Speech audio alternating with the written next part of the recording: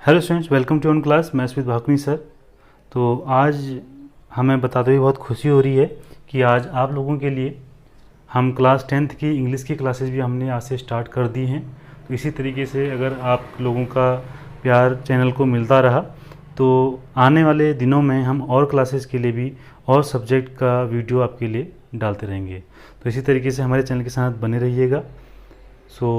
आज जो हम करने वाले हैं, इसमें हम पढ़ने वाले हैं क्लास 10th मैथ्स में चैप्टर 9 हमारा चल रहा था, सम एप्लीकेशंस ऑफ ट्रिग्नोमेट्री। इसमें हम कर रहे थे एक्सरसाइज 9.1। तो एक्सरसाइज 9.1 के इसमें 5 क्वेश्चन हम प्रीवियस वीडियोस में कंप्लीट कर चुके हैं और आज हम शुरू करने वाले हैं इस एक्सरसाइज का क्वेश्चन नंबर 6। तो जैसा कि मैं आपको बता चुका हूँ, इस एक्सरसाइज को आपको बहुत ध्यान से पढ़ना है क्योंकि यहाँ से आपका 6 मार्क्स का कोई क्वेश्चन कंफर्म होता है। चाहे किसी भी बोर्ड से आप एग्ज़ाम दे रहे हो तो ध्यान से समझिए। जहाँ पे आपको नहीं आता समझ में, वहाँ पे आप उसका जो कमेंट बॉक्स में है उसको आप अपना ही क्वेरी लिखिए। उसका आपको हम पूरी कोशिश करेंगे कि आपको उसका जवाब दिया जाए। और इससे प्रीवियस वीडियोज़ में कुछ क्वेश्चन मैंने आपको करने के लिए दिए थे, तो बहुत कम लोगों के उसमें आंसर आए हैं। तो मैं रिक्वेस्ट है आपसे कि आप पढ़िए और उनका आंसर लिख के दीजिए। अगर आपको नहीं आता है तो वो कमेंट बॉक्स में लिख के दीजिए, हम उन क्वेश्चन का सॉल्यूशन भी आपके लिए लेके आ जाएंगे। सो क्वेश्चन नंबर 6 है स्टूडेंट्स। क्वेश्चन नंबर 6 में आपको दिया हुआ है 1.5 metre tall boy is standing at a some distance from a 30 metre tall building. एक 30 मीटर लंबी कोई ऊंची कोई बिल्डिंग है, यहाँ से एक कोई बॉय है, कोई लड़का है, वो 1.5 मीटर जो टॉल है। ये आप ध्यान रखिएगा इस क्वेश्चन में थोड़ा सा। देखिए एक यहाँ पर ये हमारे पास है एक बॉय, ठीक है, इसको हम मान लेते हैं 1.5 मीटर इसकी हाइट है और इससे ये इसका बेस हो जाएगा और ये हमने बना दिया इसका टॉप से इसका जो है बेस का के पहले हमने एक लाइन बना दी। अब ये कहता है कि यहाँ से इस बेस से अब जो हमारे पास जो बिल्डिंग होगी वो बिल्डिंग तो इस बेस से जुड़ी हुई होगी। तो यहाँ से एक बिल्डिंग है, इस तरीके से एक बिल्डिंग है, ये बिल्डिंग है और इस बिल्डिंग की आपको हाइट दी हुई है 30 मीटर। ओके, अब आपसे क्वेश्चन में क्या कहता है, वो क्वेश्चन को ध्यान से देखिए। अब ये कहता है the angle of elevation from his eyes. देखो यहाँ से इसके आइज से हम इसका एंगल ऑफ एलिवेशन, मैंने आपको बताया था एंगल ऑफ एलिवेशन क्या होता है, जब हम नीचे से किसी चीज़ को ऊपर की ओर को देखते हैं तो एंगल ऑफ एलिवेशन बनता है, ठीक है। Top of the building increases from 30 degree to 60 degree as he walks toward the building. जैसे जैसे वो, जैसे यहाँ पे जब ये था तो यहाँ से इसकी आइज से जो इसका एंगल ऑफ एलिवेशन बनना था इस बिल्डिंग की टॉप का, ठीक है, तो ये 30 डिग्री बनना था। ये यहाँ पर क्वेश्चन बोल रहा है। फिर आपसे कह रहा है कि जब ये बिल्डिंग की ओर जाता है, इसकी ओर जा रहा है, मान लिया ये जाते जाते यहाँ पे पहुँच गया है, इस पॉइंट पे पहुँच गया है, तो इस पॉइंट पे जो इसका एंगल ऑफ एलिवेशन है वो 30 ना रह के अब क्या हो चुका है, 60 डिग्री हो चुका है। तो ये इसका फिगर है। इसको क्वेश्चन को आपने पहले समझना है ताकि आप जब आप इसका अगर फिगर बना लेते हैं ऐसे क्वेश्चंस में तो आपका सॉल्यूशन करने में फिर बहुत ईजी हो जाता है। तो अब इसका नाम हम रख लेते हैं। तो ये ए बी तो हम बिल्डिंग ले लेते हैं, यहाँ पे ए बी यहाँ पे बिल्डिंग रख लेते हैं, इस पॉइंट को एफ कह लेते हैं और जो इसकी हाइट है इसे सी और डी से डिफाइन कर लेते हैं, इस तरीके से डिफाइन कर लेते हैं और इस पॉइंट का नाम रख लीजिए ई। तो आई होप आपको क्वेश्चन समझ में आ गया होगा किस तरीके से इसका सॉल्यूशन करना है। अब वो करते हैं। तो सबसे पहले आप देखिए हमें निकालना है, क्या निकालना क्या है देख लेते हैं। Find the distance he walked towards the building. आपको बताना है कि जो इसकी देखो ये इनिशियल पॉइंट थी, ये इसकी यहाँ पर ये स्टार्टिंग, यहाँ से इसने स्टार्ट किया था और इस बिल्डिंग की ओर चलना शुरू किया, यहाँ तक पहुँचा। तो आपको बताना है कि ये जो डिस्टेंस है जो सी ई है ये कितना इसने ट्रेवल किया है, कितना वॉक किया है, कितना चल के गया हुआ है। तो मीन्स आपको सी ई यहाँ पर निकालना है, ठीक है। तो पहले मैं आपको इसको इसका जो थोड़ा सा फ्रेम बताता हूँ कि किस तरीके से करना है। सबसे पहले हम क्या करेंगे कि किसी भी तरीके से इस फिगर से हम सी एफ निकाल लेंगे, ठीक है, सी एफ निकाल लेंगे। फिर हम ई एफ निकाल लेंगे। तो जब सी एफ में से ई एफ को माइनस करेंगे तो आपका आंसर क्या आ जाएगा, सी ई आ जाएगा। तो इस तरीके से हमारी कुछ क्वेश्चन को करने की हमारी तैयारी रहेगी। तो सबसे पहले अगर हमें सी एफ निकालना है तो हम क्या लेंगे, इस ट्राइंगल में लेके चलते हैं। देखो ये राइट एंगल ट्राइंगल है और यहाँ पे इजीली हम क्या लगा सकते हैं, हमारा पास जो ट्रिग्नोमेट्रिकल रेशियो है उसका यूज हम यहाँ पर कर सकते हैं। तो हम लिखेंगे in triangle A C F, हम लिखेंगे इन ट्राइंगल ACF। इस एक्सरसाइज को बहुत धीरे धीरे बहुत समझ के आपको मैं बताऊंगा, तो ध्यान से आप इसे देखिए। स्किप बिल्कुल भी मत कीजिए वीडियो को। मैं देखता हूँ बहुत बच्चे इसमें वीडियो को स्किप करके चल रहे हैं, आपको बिल्कुल भी समझ में नहीं आएगा, आप इसका बिल्कुल भी फ़ायदा नहीं उठा पाएंगे। ऐसे देखने से अच्छा है कि आप ना देखें तो ज़्यादा बेहतर है। और अगर आपको सीखने की इच्छा है आपके अंदर है तो आप इसको ध्यान से बहुत समझ के देखिए, आपको इस पढ़ने में बहुत मज़ा आएगा।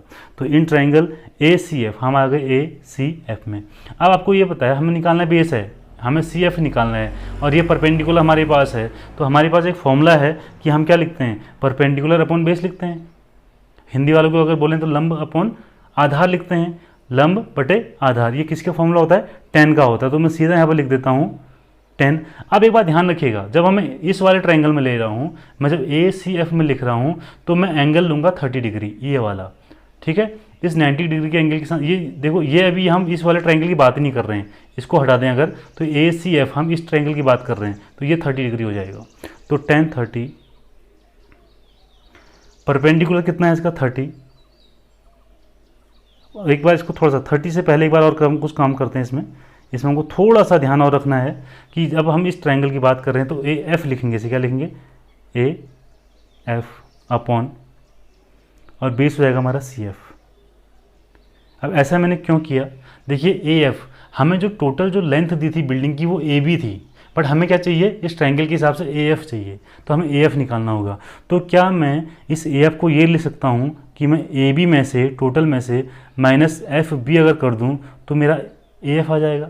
अगर इसमें पूरी डिस्टेंस में से इस डिस्टेंस को माइनस कर दूं तो मेरे पास ये वाला डिस्टेंस आ जाएगा, ठीक है, अपॉन CF।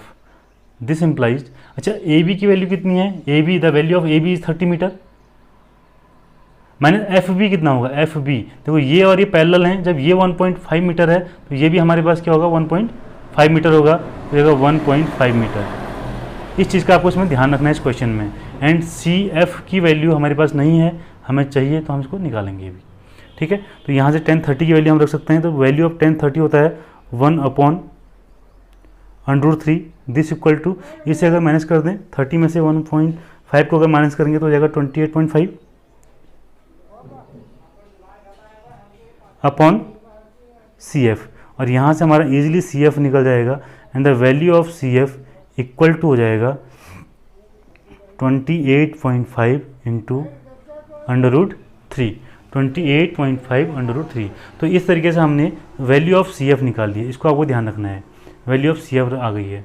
अब हम लेके चलते हैं, जब हमने CF की वैल्यू निकाल दी है, अब हम निकालेंगे इसे EF को निकालेंगे, ठीक है। तो हमें जब EF को निकालना होगा तो EF कौन से ट्रायंगल के अंदर है, इस ट्रायंगल के अंदर है AEF में, तो लेते हैं in triangle AEF, in triangle AEF। तो ये वही फिर वही यहाँ पर देखो, यहाँ पर हमें फिर ये परपेंडिकुलर चाहिए AF, और AF मैंने निकाल दिया है, यहाँ पर मैंने लिख लिया था पहले इसकी वैल्यू, यहाँ 28.5, तो मैं सीधा इसी लिख लेता हूँ। और यहाँ पर वैल्यू क्या जाएगी 1060, क्यों, वही हम ले रहे हैं परपेंडिकुलर अपॉन बेस EF, तो ये हो जाएगा 1060। इसकी वैल्यू कितनी थी 28.5 अपॉन वैल्यू ऑफ EF, ये हमें निकालनी है EF। This implies 1060 is √3 and equal to 28.5 upon EF, and the value of EF की वैल्यू निकालेंगे तो जाएगा 28.5 अपॉन √3, कहाँ चल जाएगा, अपॉन में चल जाएगा। और मैंने आपको पहले बताया है कि आपको अंडर वाली वैल्यू आपको डिनोमिनेटर में नहीं रखनी है, तो आप क्या करेंगे √3 से ऊपर मल्टीप्लाई करेंगे एंड √3 से नीचे भी मल्टीप्लाई कर लेंगे, तो जाएगा 28.5 √3 एंड √3 मल्टीप्लाई √3 होता है 3। इसको आप डिवाइड करके देखेंगे तो डिवाइड करके हमारे पास जो वैल्यू आ जाएगी वो आएगी 9.5 √3। तो ये वैल्यू आ गई हमारे पास किसकी, EF की, वैल्यू ऑफ EF। अब क्वेश्चन में हमसे कहा था कि इस पॉइंट से इस पॉइंट तक जो इसने डिस्टेंस कवर की है वो निकालना है। तो ये बात बताइए, जब मैं यहाँ पर लिखूँगा CE निकालना, अगर मुझे निकालना है CE, तो CE को मैं लिख सकता हूँ CE, इसमें लिखेंगे CF माइनस EF, इसीलिए हमने ये वैल्यू पहले निकाल ली थी। तो CF की वैल्यू हमारे पास कितनी आई है 28.5 √3 माइनस ये हो जाएगा 9.5 √3, ये है वैल्यू ई एफ की। तो ई एफ में से इसको जब माइनस करेंगे तो ये हमारे पास वैल्यू आ जाएगी 19√3 मीटर। तो ये आ गया हमारे पास रिक्वायर्ड आंसर। इस तरीके से हम निकाल सकते हैं जो distance travelled by boy point C to E equal to 19√3 metre. इस तरीके से हमने इस क्वेश्चन को कर लिया। आई होप आपके समझ में आया होगा। कोई प्रॉब्लम आती है तो कमेंट बॉक्स में जरूर लिखिए, ठीक है। सो अब हम चलते हैं नेक्स्ट क्वेश्चन की ओर, क्वेश्चन नंबर 7 की ओर। सो स्टूडेंट्स देखते हैं क्वेश्चन नंबर 7। तो क्वेश्चन नंबर 7 को पहले पढ़ते हैं, समझते हैं और इसका फिगर बनाने की कोशिश करते हैं, फिर उसके बाद से सॉल्व करते हैं, देखते हैं। बहुत इंटरेस्टिंग क्वेश्चन है और आपके एग्जाम के लिए इंपॉर्टेंट क्वेश्चन है, ठीक है। तो क्वेश्चन है from a point on the ground. पहले सबसे पहले ग्राउंड बना लें। ये हमने ग्राउंड ड्रॉ कर लिया, ठीक है। एक पॉइंट ले लिया हमने यहाँ से। The angles of elevation of the bottom and the top of a transmission tower. एक ट्रांसमिशन टावर है fixed at the top of a 20 metre high building. अब एक बात बताइए, ये क्वेश्चन क्या कह रहा है आपसे? ये कह रहा है कि इस यहाँ पर क्या है, एक फिक्स्ड बिल्डिंग है इस तरीके से, जिसकी हाइट कितनी है 20 मीटर। अगर मैं आपसे बात करूं तो ये हम इसको अगर लिख दें Q, इसे लिख दें R, तो ये तो एक बिल्डिंग है, ठीक है। इससे इस पॉइंट को लिख लेते हैं S, ओके। अब इस बिल्डिंग के ऊपर यहाँ से इस पॉइंट पे एक ट्रांसमिशन टावर लगा हुआ है, ये ट्रांसमिशन टावर है, ठीक है। अगर हम आपको डिफाइन करें तो PQ जो है ये हो जाएगा हमारे पास ट्रांसमिशन टावर। इस बिल्डिंग के ऊपर से ये लगा हुआ है। आपने देखा होगा कि बिल्डिंग के ऊपर बहुत बार टावर लगाए जाते हैं, इसी तरीके से इसे भी फिक्स किया गया है। मैथमेटिकली हम इसे इस तरीके से ड्रॉ करेंगे। इसकी हम हाइट ले लेते हैं H मीटर्स की हाइट ले लेते हैं। अब क्या बोलता है, ध्यान से सुनिए, एंगल ऑफ एलिवेशन की बात कर रहा है of the bottom and top of transmission tower. देखो इस ट्रांसमिशन टावर का अगर मैं बॉटम की बात करूं तो ये पॉइंट Q इसका बॉटम हो जाएगा और इसका जो टॉप है वो पॉइंट P हो जाएगा। इन टावर्स का एंगल ऑफ एलिवेशन बोलता है। इसका बॉटम का एंगल ऑफ एलिवेशन बोल रहा है और इसके टॉप का। थोड़ा सा लाइन हमारे पास टेढ़ी हो चुकी है, इसको सीधा बना लेते हैं ताकि फिगर थोड़ा समझ में आ जाए। चलो ठीक है, तो इस तरीके से ये हमारे पास बन गया। अब ये कह रहा है एंगल ऑफ एलिवेशन क्या बनता है 45 एंड 60 डिग्री। तो ये होगा 45 बॉटम का, और जो टॉप है इस टॉप का जो एंगल ऑफ एलिवेशन बन गया वो बन गया 60 डिग्री, ठीक है। फिगर सबके समझ में आया। अब क्वेश्चन बोलता है find the height of the tower. ये हमने H ले लिया, इस H को हमने निकालना है कि टावर की हाइट कितनी होगी, ठीक है। तो इसे निकालने का तरीका हमारे पास क्या हो सकता है? हम इसको निकालने के लिए सबसे पहले इस वाले ट्रायंगल की बात कर लेते हैं, बड़े वाले ट्रायंगल की बात कर लेते हैं, जिससे हम पढ़ सकते हैं PSR। तो लिखेंगे इन ट्रायंगल PSR। अब यहाँ पर जो PSR है, इस PSR में हमारे पास देखिए ये है हमारे पास परपेंडिकुलर और ये है हमारे पास बेस, ठीक है। SR हमारे पास क्या है, बेस, ठीक है। तो ये परपेंडिकुलर अपन बेस लगा लेते हैं तो हो जाएगा 10। अच्छा एक बात हम यहाँ पर ध्यान से सुनेंगे। अच्छा यहाँ पे ऐसा करते हैं पहले कि पहले छोटे वाले ट्रायंगल में लेके चलते हैं QSR में, तो ये हमको थोड़ा सा इजी पड़ेगा, आपको समझ में ज़्यादा इजीली आएगा। होने को उस मेथड से भी हम कर सकते हैं। तो QSR की जब बात करेंगे तो ये आपको परपेंडिकुलर पता है और आपको बेस SR पता हुआ है। और इस वाले ट्रायंगल के लिए जो बॉटम के साथ बन रहा था एंगल ऑफ एलिवेशन कितना था 45 डिग्री, ठीक है। तो एंगल ऑफ 45 डिग्री बन रहा है तो 1045 इक्वल टू ये हो जाएगा आपका 20/SR। और इजीली आप यहाँ से वैल्यू ऑफ SR निकाल सकते हैं। SR इक्वल टू हो जाएगा 20/1045 एंड 1045 की वैल्यू सबको पता होगी 1 होती है, तो ये हो जाएगा 20 मीटर। तो ये हमने निकाल दिया है। SR की वैल्यू कितनी आ गई है 20 मीटर आ गई। ये भी हमारे पास 20 मीटर आ चुका है। अब आते हैं, अब H की बात करनी है तो ये वाला आएगा, पूरा वाला जो हमारा ट्रायंगल है बड़े वाले में ले लेंगे तो जाएगा इन ट्रायंगल PSR। तो वहाँ से भी हो जाता, बट यहाँ पर अब थोड़ा सा ये हो जाएगा कि हम SR की वैल्यू पहले से गिवन होगी तो वैल्यू रखने में हमारे पास क्या हो जाएगा, इजीली हम इसकी वैल्यू रख सकते हैं। तो यहाँ पर जो हमारे पास वैल्यू आएगी हो जाएगी 10। अब एंगल क्या हो जाएगा PSR, देखिए ये टॉप की बात चल रही है तो टॉप के लिए एंगल ऑफ एलिवेशन कितना था 60 डिग्री, 1060। परपेंडिकुलर हो जाएगा PR, अपॉन इसका बेस कितना है एस आर। अब ध्यान से देखिए, इस पी आर को मैं दो पार्ट्स में डिवाइड कर सकता हूँ, मैं इसको एच प्लस 20 लिख सकता हूँ, क्योंकि जो पी आर है ये क्या है, P Q plus Q R के इक्वल है, और पी क्यू है एच और क्यू आर है 20, तो एच प्लस 20 और एस आर की वैल्यू हमारे पास है 20। अब जो वैल्यू ऑफ 1060 होती है हमारे पास √3, और यहाँ है एच प्लस 20 अपॉन 20, तो दिस इम्प्लाइज अगर इसकी वैल्यू निकालना चाहेंगे तो जाएगा 20√3 equal to h plus 20, and this implies यहाँ से अगर ले चलें, इस एच को ले चलें तो ये एच के साथ क्या जाएगा, 20 उधर चल जाएगा, तो 20√3 माइनस 20, आप यहाँ से 20 कॉमन ले सकते हैं और ये हो जाएगा √3 माइनस यहाँ 20 कॉमन ले लेंगे तो क्या रह जाएगा हमारे पास 1, तो आ गया 20 √3 माइनस 1, और यही आपकी क्या हो जाएगी। आप इसको और इजीली भी कर सकते हैं, √3 की वैल्यू आप यहाँ पर √3 की वैल्यू आप यहाँ पर 1.732 रख लीजिए, ये रख लीजिए, और देन इसको सॉल्व कर लीजिए, यहाँ पर आपका आंसर आएगा, और उस आंसर को आपने निकालना है और आपको कमेंट बॉक्स में से लिखना है। तो एच की वैल्यू हम फिलहाल इतना ही लिख के चलते हैं, हाइट ऑफ जो टावर हमारे पास आ गया है वो इसे लेके चलते हैं, तो ये हो जाएगा हमारे पास रिक्वायर्ड आंसर। तो ये इंपॉर्टेंट क्वेश्चन है और बहुत इजी क्वेश्चन है, तो ऐसे क्वेश्चन से घबराना नहीं है, इसको समझिए और इसको खुद अपने आप करके देखिए। तो क्वेश्चन नंबर 7 भी हमने कंप्लीट कर लिया है। अब हम देखते हैं नेक्स्ट वीडियो में अपने जो नेक्स्ट है क्वेश्चन नंबर 8। सो स्टूडेंट्स करते हैं क्वेश्चन नंबर 8। तो क्वेश्चन नंबर 8 में हमारे पास दिया हुआ है, a statue 1.6 metre tall stand on the top of a pedestal from a point on the ground, the angle of elevation of the top of the statue is 60 degree and from the same point the angle of elevation of the top of the pedestal is 45 degree. Find the height of the pedestal। देखो किस तरीके से question करना है। इस ground पे देखिए, इस ग्राउंड पे एक ग्राउंड है यहाँ पर हमारे पास, इस ग्राउंड पे थोड़ा सा बड़ा बनाते हैं इसे ताकि हम इसको अच्छे से समझा सकें आपको।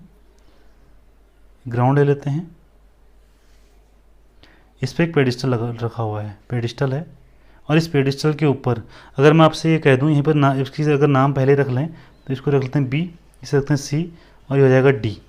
ठीक है, इस पर एक स्टैचू रखा हुआ है, ये स्टैचू रखा हुआ है, ए बी यहाँ पर स्टैचू हो जाएगा। ठीक है, इसे हम ले लेते हैं एच मीटर, और यहाँ पे स्टैचू हाइट स्टैचू की आपको दी हुई है, जो ए बी स्टैचू है इसकी हाइट आपको दी हुई है 1.5 मीटर दी हुई है। अब देखिए क्वेश्चन में क्या कहा गया है, the angle of elevation of the top of the statue. देखो ये स्टैचू है, ये स्टैचू का टॉप ये है, ठीक है, इसका एंगल ऑफ एलिवेशन क्या होगा from this point, point D से। ठीक है, ये आपको दिया हुआ है 60, गिवन है 60 डिग्री। ओके, फिर आगे क्या कह रहा है, फ्रॉम द सेम पॉइंट, मतलब इसी पॉइंट से the angle of elevation of the top, the angle of elevation of the top of the pedestal. देखो पेडिस्टल ये है, इस पेडिस्टल का टॉप ये है, आपने ध्यान से क्वेश्चन को पढ़ना है।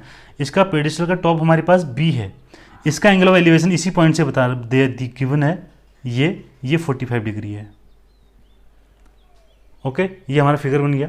And find the height of the pedestal, आपको पेडिस्टल की हाइट बतानी है। जो एच हमने ली हुई है बी सी, जो हाइट ऑफ जो हमने पेडिस्टल लिया हुआ है इसकी हाइट आपको कैलकुलेट करनी है। तो सेम इससे प्रीवियस जो क्वेश्चन हमने किया था उसी तरीके का है, एक बार से कोशिश करेंगे किस तरीके से करा जाएगा। तो सबसे पहले छोटे वाले ट्रायंगल के अंदर आप इसको ले लीजिए, तो आप लिखेंगे in triangle B D C. अब जब बी डी सी ट्रायंगल में हमने ले लिया है तो ये हमारे पास क्या हो जाएगा, परपेंडिकुलर, और ये हो जाएगा हमारा बेस। तो परपेंडिकुलर अपॉन बेस लंब बटे आधार tan थीटा, और tan थीटा मीन्स यहाँ पर एंगल है हमारे पास 45। इस वाले ट्रायंगल के लिए कितना है एंगल ऑफ एलिवेशन 45 डिग्री। तो यहाँ पर हो जाएगा h अपॉन डी सी या सी डी जो भी लिखते हैं आप, और इसे जब सॉल्व करेंगे तो ये हो जाएगी वैल्यू 1, और सी डी की वैल्यू हमारे पास कितनी आ जाएगी, h मीटर आ जाएगी। सी डी की वैल्यू कितनी आ गई है, h मीटर।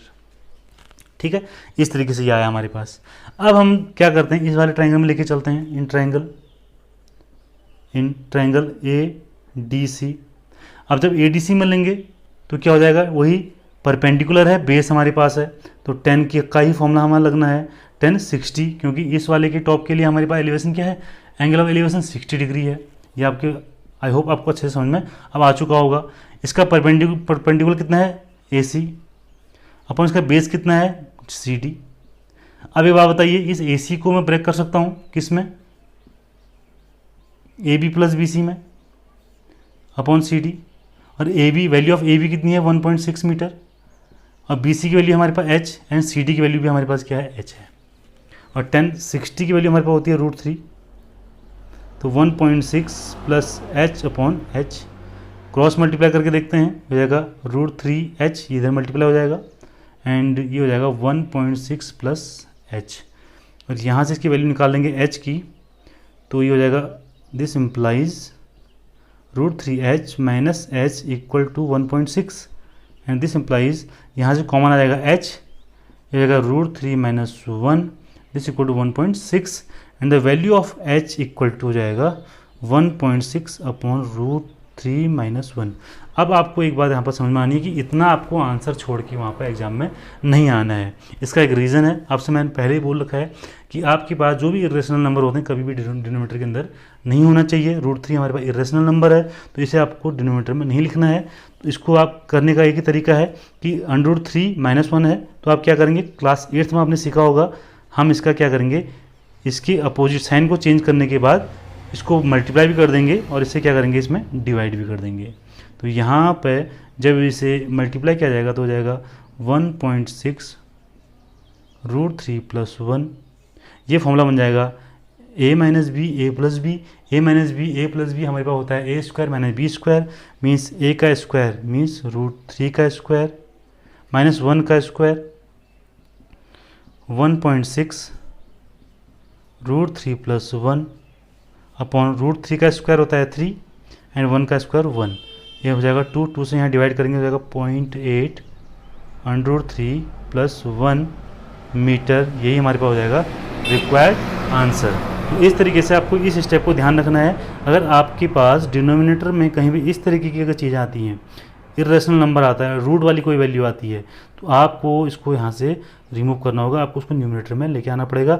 और ये करने के लिए क्लास 8th में आपने सीखा हुआ है कि हम रेशनलाइज करते हैं इसे, और इस तरीके से इसको रेशनलाइज करके इसकी वैल्यू इतनी आती है। तो आई होप आपके समझ में आ गया होगा। अब देखते हैं इस एक्सरसाइज का नेक्स्ट क्वेश्चन। सो स्टूडेंट देखते हैं क्वेश्चन नंबर 9 का सॉल्यूशन। पहले इसका फिगर बना के देखते हैं, तो क्वेश्चन को ध्यान से पढ़ेंगे। The angle of elevation of the top of A building from the foot of the tower. देखो दो चीज़ें आपके पास यहाँ पर दी हुई है, एक बिल्डिंग दिया हुआ है और एक टावर दिया हुआ है। तो सबसे पहले ध्यान रखिए आप, जब हम टावर बनाएंगे तो टावर की जो लेंथ होगी वो बिल्डिंग के रिस्पेक्ट में क्या होगी, ज़्यादा होगी। ठीक है, इस तरीके से ये ग्राउंड है, ये हमने टावर बना लिया, और ये हमने क्या बना ली, बिल्डिंग। ठीक है, ये अब जो PQ है इसकी हाइट ले ली हमने h मीटर। ठीक है, और जो टावर है इस टावर को हमने लिखा है AB। ठीक है, टावर लिया हमने AB, और इस AB की the angle of elevation of the top, आप देखो ध्यान से पढ़िएगा, angle of elevation of the top of a building. जो ये बिल्डिंग है, बिल्डिंग ये है, बिल्डिंग का टॉप ये है हमारे पास, from the foot of the tower, from the foot of the tower, ये टावर है, टावर का फुट इधर है। देखिए जो क्वेश्चन में दिया है उसको आप देखते रहिए तो आपको बहुत इजीली आप इसको बना सकते हैं। ठीक है, इसकी टॉप का इसकी फुट से एंगल ऑफ एलिवेशन देखिए यहाँ से बन गया, और कितना दिया हुआ है आपको, 30 डिग्री दिया हुआ है। Okay, and the angle of elevation of the top of the tower, अब टावर ये है, इसका टॉप ये है, from the foot of the building, इसकी बिल्डिंग की फुट से जो एंगल ऑफ एलिवेशन है ये 60 डिग्री है। इस तरीके से देखो कितना अच्छा ये फिगर हमारा बन चुका है। If the tower is 50 metre high, जो टावर है ये हमारे पास है 50 metre high, find the height of the building, जो हमने h पहले ही ले लिया है, ये आपको निकालना है। तो आई होप आपको फिगर समझ में आ गया होगा। फिगर समझ में अगर आ गया तो समझ लीजिए कि 50% से ज़्यादा क्वेश्चन आपका सॉल्व हो चुका है। ठीक है, बस ध्यान से क्वेश्चन को पढ़िए, बहुत इजीली ये फिगर हमारा बन जाएगा। अब इसे करने के लिए क्या करेंगे, इसे करने के लिए सबसे पहले हम लेंगे ट्रायंगल ABQ में, ABQ में, क्योंकि हमारे पास यहाँ पर हाइट है, तो इससे पहले थोड़ा कुछ वैल्यू निकाल लेते हैं। तो हम लिखेंगे इन ट्रायंगल ABQ। इसमें हमारे पास ये परपेंडिकुलर है, ये हमारे पास बेस है, तो परपेंडिकुलर और बेस है लगा लीजिए। और इस वाले ट्रायंगल में जब बात कर रहे हैं तो इसमें जो एंगल होगा वो क्या होगा, 60 डिग्री होगा। तो हमारे पास हो जाएगा 10 60 equal to perpendicular 50 upon base B Q, ठीक है। एंड ये जो वैल्यू है यहाँ से आपको पता है कि tan 60 की वैल्यू हमारे पास होती है √3, this equal to 50 upon B Q. And value of B Q अगर हम निकालें तो बी क्यू की वैल्यू आ जाएगी 50 अपॉन √3। तो 50 अपॉन √3 हमारे पास वैल्यू आ चुकी है बी क्यू की।